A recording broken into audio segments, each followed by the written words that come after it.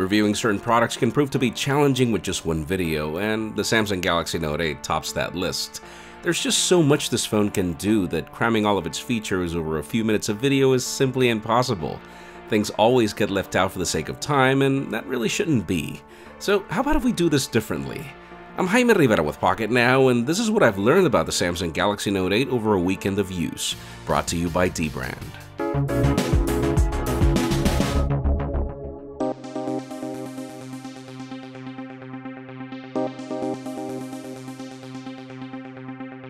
So the two general comments that I've heard about the Samsung Galaxy Note 8 are actually interesting.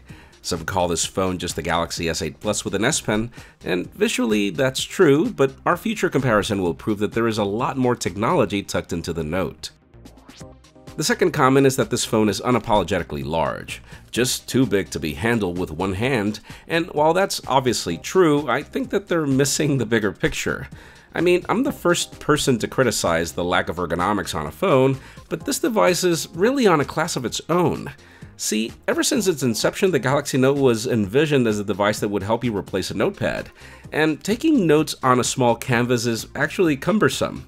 This phone is supposed to be large, with the larger canvas actually serving an intended purpose. Now, the setup process is not very different to your standard Samsung Galaxy. You set up Wi-Fi and add your Google account, and then you can choose if you want to set it up as new or restore from an old device. And I chose to restore from the Essential phone to not drag, carry, or bloat along.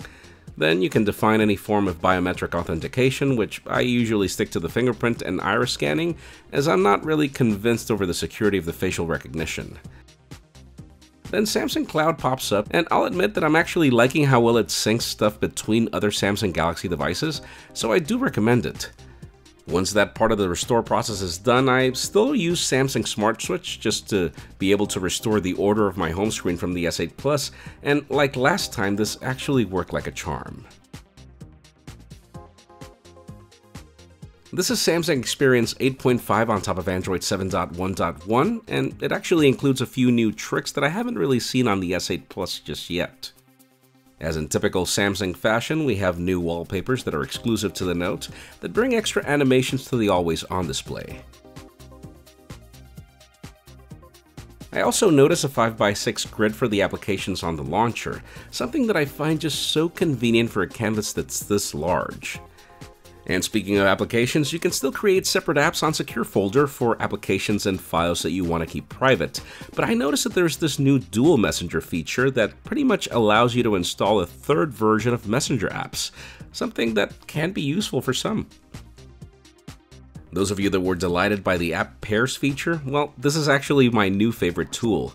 I noticed that it only works on the Edge display, but having the quick shortcut to specific combinations of apps has made the use of multi-window and even the use of the Edge display more useful to me than ever.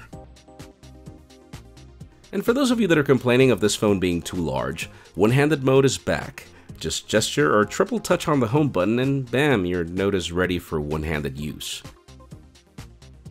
Yes, you can still switch the order of the navigation buttons.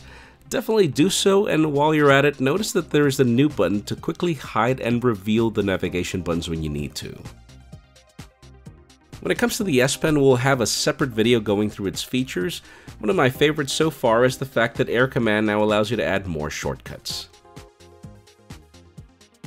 And then Bixby has also received a major overhaul. I like this new way where you just press and hold on the dedicated button to call on Bixby, and once you release, the application will respond to you, pretty much like a two-way radio. Now, how many features are actually useful is a different story. My productivity has actually grown a lot with this combo of the S Pen and Microsoft OneNote, but it's still too early to judge. Our full review will chime in on our final verdict over what you'll really be using this phone for and what needs improvement. My favorite over this honeymoon phase is definitely this infinity display, which just keeps getting bigger, better, and brighter. And I'm also really enjoying my first couple of days with this camera.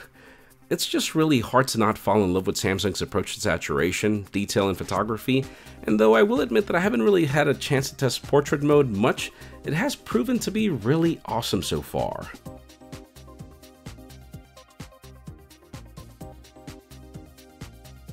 Again, our review process has just begun. There is so much to test and that takes time. Juan's real camera review is coming soon, his real audio review is already live, and yes, there are a lot of comparisons coming very soon, so stay tuned. And while that happens, that glass back will need some protection. dbrand skins will eliminate those fingerprints and add some grip to your upcoming Galaxy Note 8, or any Galaxy for that matter. Check out dbrand.com/galaxy or visit the link in the description below to customize yours. Folks, just like this, we've got more videos in the pipeline, so make sure you follow us on social media and hit that subscribe button as well for more videos like this one. You can also follow me on Twitter, Jaime_Rivera, or on Instagram at Jaime Rivera. Please give this video a thumbs up if you like what you saw. I am Jaime Rivera. Thanks so much for watching. We'll see you on the next one.